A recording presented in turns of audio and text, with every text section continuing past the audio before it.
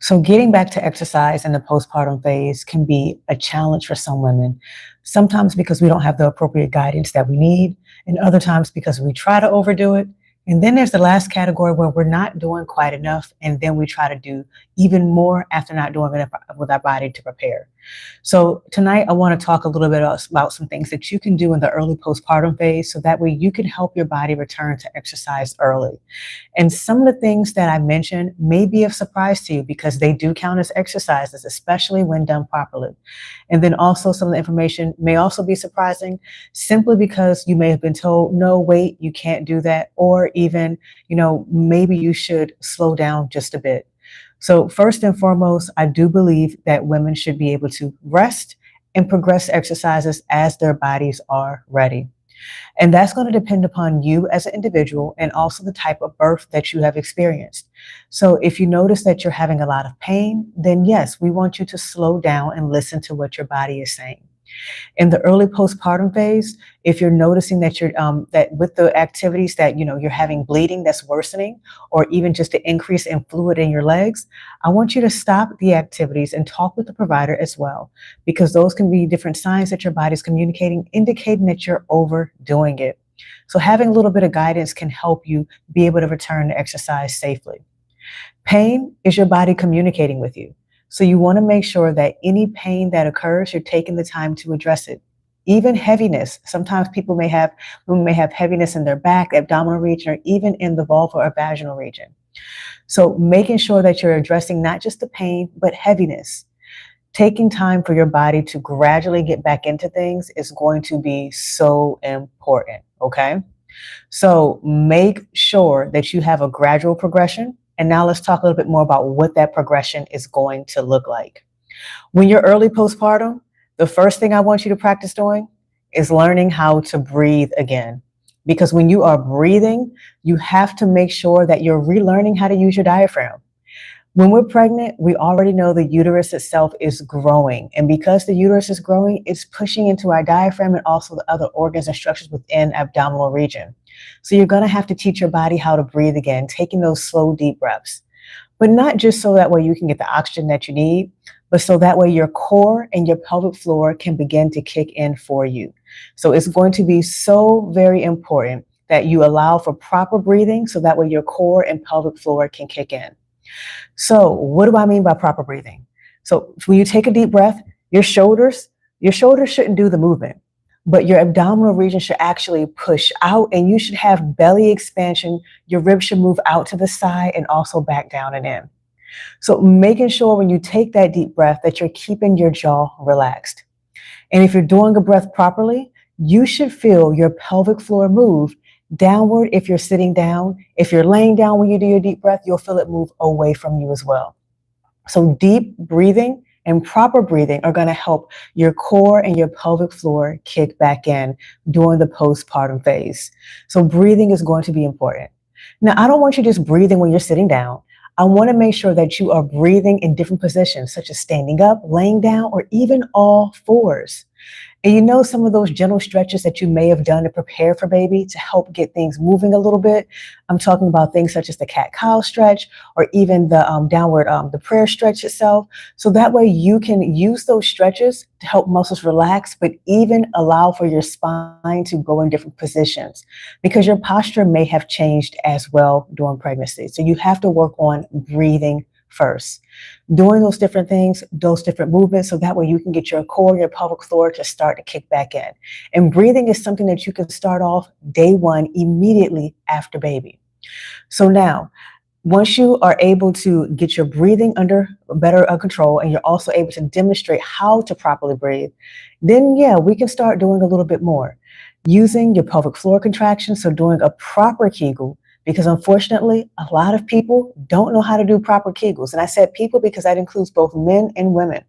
So ladies, in the postpartum phase, when you're doing the Kegel, I want you to avoid holding your breath to try to contract your pelvic floor.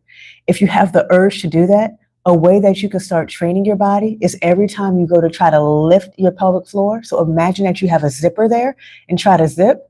But as you do that, you're going to exhale. Now, it can be a challenge following having a baby, whether or not you have a vaginal delivery or a cesarean delivery, no matter the delivery type, it can be a challenge at times to regain pelvic floor control. So, regaining that connection. So, it may take you some time in order to be able to regain that connection, okay? So, what I want for you to do is to go ahead first and try to zip, but can you zip without holding your breath? So, take a breath in, that deep breath that we just practiced and we just talked about. Take that deep breath in, and now as you exhale, try to zip below so that way you can close off the vaginal entry and see exactly, are you wanting to hold your breath? Are you straining or squeezing your glutes? Because that is something that is commonly done as a compensation. So please make sure that you are not compensating, okay? So we talked about breathing. We talked about pelvic floor contraction. Another important exercise, walking. Walking is something that you're already going to need to do so we can keep you mobile, and also so that we can start to regain your strength and your endurance. So walking is going to be so important. But here's the key. In the beginning, it may be more challenging for you to walk holding baby, wearing baby, or even pushing a stroller. So it's okay for you to focus on walking without using any type of stroller or baby carrier. So that way you can focus on just trying to maintain proper posture as you're walking in the early postpartum. So making sure that you're gradually getting back into things. So even with your walking, if you can't tolerate wearing baby or pushing baby in a stroller, then gradually start working on your endurance, working on the distance that you travel, also working on changing the type of like inclines and declines that you're on. So it's going to be a very gradual thing. Even early postpartum, the best walking may be just around the house. And if you're someone like me who needs to get out of the house, even just to walk down the street early postpartum. And then you can start progressing that a bit more. Once you feel more confident and comfortable, then you can start baby wearing as you walk or even pushing a stroller. But don't forget your posture and the core pelvic floor connection, because when you're wearing baby, now you're adding more weight. And our babies, they're super cute, but they're also tiny weights, okay? So you're adding more weight, which is going to challenge your body differently. So let's say before you were doing a 20-minute walk and you were doing perfectly fine on the inclines and declines. As you add baby in, either by baby wearing or pushing a stroller, then you may want to consider decreasing the distance or time and speed in which you're walking, because all of those are going to impact the intensity of the exercise. But it's going to be up to your tolerance. That's the key, up to your tolerance. Generally speaking, early postpartum, we don't want you to run. We want you to avoid running and avoid jumping. And it's not because we don't think you can do it. It's simply because your body is still healing. Now, people will love to ask me, what is the exact timeline in which they can return to running? And my answer is, it depends. Generally speaking, most women are able to return to running somewhere 12 weeks or later. But you do have some women who are physically ready before the 12 weeks. I personally do not recommend anything before 6 weeks with running, although I know some people who have done it, but I personally don't recommend that, so that way your body can still allow time for it to heal. So if you're someone who wants to get back to running or jumping-based activities, you have to work on strengthening, not just for your pelvic floor, but also for your core and your hips.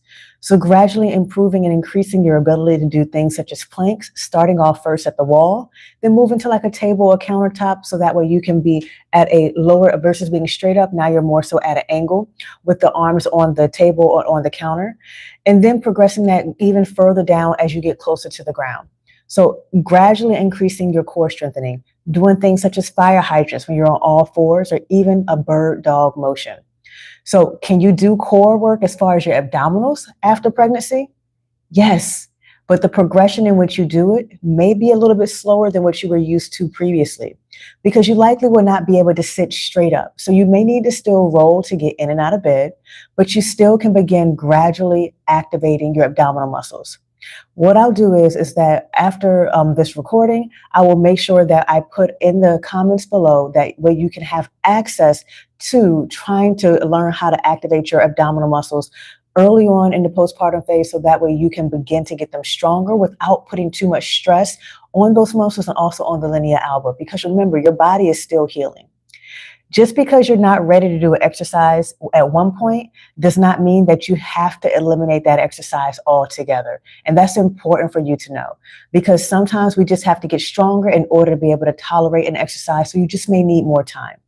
But if you're wanting to get back to running, jumping, those activities, we have to get your core and your leg strength. So yeah, I want you to be able to do squats. Squats are a great way for you to work on leg strength and also your core strength. And I'm not talking about you have to go ahead and load up weight. No, squats early postpartum are simply something that you're already doing, like getting up and down out of a chair, getting on and off the toilet. And especially, let's be honest, when we're early postpartum, a lot of times it's mom and baby. So you're having to stand up while holding baby. Now, if that's challenging or causing pain or any other symptoms that we mentioned before, then I want you to go ahead and make sure that you place and lay baby down, then stand up, and then pick baby back up. But if you're able to tolerate the squat with your cute little tiny human weight, go ahead and do it. Otherwise, progress towards that. And as you begin to progress, you remember your baby's getting bigger and growing as you also go further into postpartum. So that weight, the super cute weight that you're using, is going to continue to grow with you. So you can continue to incorporate your baby within the workouts that you're doing. So as you feel more confident working on your squats, then yes, you can begin to add in lighter weights. And depending on your activity level, both before and during pregnancy, that may determine what your weights look like, whether it be with bands, kettlebells, or using dumbbells, or even in some cases using a bar, a squat rack, or a bar. So just be mindful that your activity level before pregnancy and during pregnancy can impact your recovery. But if you're recovering a little bit slower than what you would like, especially for someone who was very active, it's okay to slow down and listen to your body. So quick recap of some of the things that we've talked about. We talked about the importance of breathing and understanding the pelvic floor and core connection in the early postpartum. We also talked about making sure that you are able to, not only with proper breathing, making sure you're able to properly do a Kegel. So without holding your breath, without squeezing your glutes, being able to get those muscles to better engage. Gradually returning to your activities by incorporating walking. And walking is something that you can begin day one along with breathing as well. Now, walking, remember, you don't have to try to walk laps in a mile. You can take it slow and gradual, just going a couple of minutes as you are able to build your tolerance. And then as you start building your tolerance, incorporating more strengthening based activities. So that way, yes, keep it functional, especially as a mom. I understand sometimes time is just limited. So working on incorporating movements you're already doing into your routine. So if you're standing up for a chair, go ahead and get a few squats in. So that way you're able to do that motion, working on your core strength and also working on your leg strength. So I hope this information has been helpful. Just some basic ideas that you can do to try to help with the early postpartum recovery.